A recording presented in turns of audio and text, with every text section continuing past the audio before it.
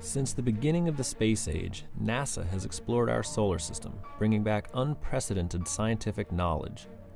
But only a handful of these missions over the past 50 years have actually collected and returned samples from these far-off places. Astronauts on the Apollo program traveled to our moon, bringing back over 800 pounds of moon rock. Stardust was an unmanned mission that collected samples from the coma of Comet Wild 2 before returning them to Earth for in-depth scientific study. OSIRIS-REx is the most recently funded sample return mission that will launch in 2016 and return surface samples from an asteroid in 2023. The Comet Nucleus Sample Return mission will collect subsurface samples from a comet and return them to Earth. Comets and asteroids are leftover remnants from the early solar system, and by studying samples from these objects, we can learn more about the formation of our solar system and may find clues to the origin of life on Earth. Collecting a sample from a comet is a challenging feat for many reasons, including how far away they are from Earth and how little gravity they provide.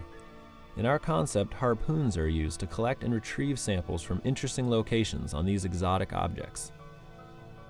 Traditionally, when collecting samples on Earth, we use scoops, shovels, or coring drills.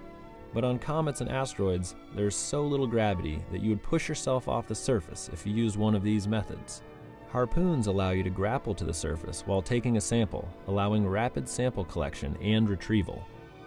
First, we choose a specific interesting area to take a sample from, and then fire a sample collecting harpoon into that spot. As the harpoon penetrates into the comet, it fills its inner sample cartridge with subsurface material as it goes deeper. When it reaches its maximum depth, the sample cartridge closure mechanism shuts, trapping all the material inside it. The sample cartridge is then withdrawn from the outer harpoon sheath and pulled back into the spacecraft. The sample is then brought back to a terrestrial laboratory where scientists examine the collected samples in a pristine environment.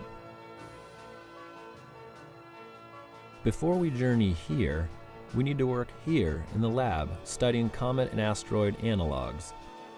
In order to determine how much energy is required to penetrate different depths in various density material, we've designed and built a harpoon test laboratory.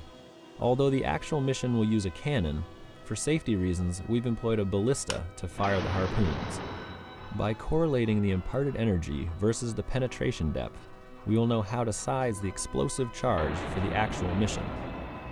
The Harpoon Lab allows us to study how the tip geometry, cross-section, and the mass of the harpoon affect its penetration.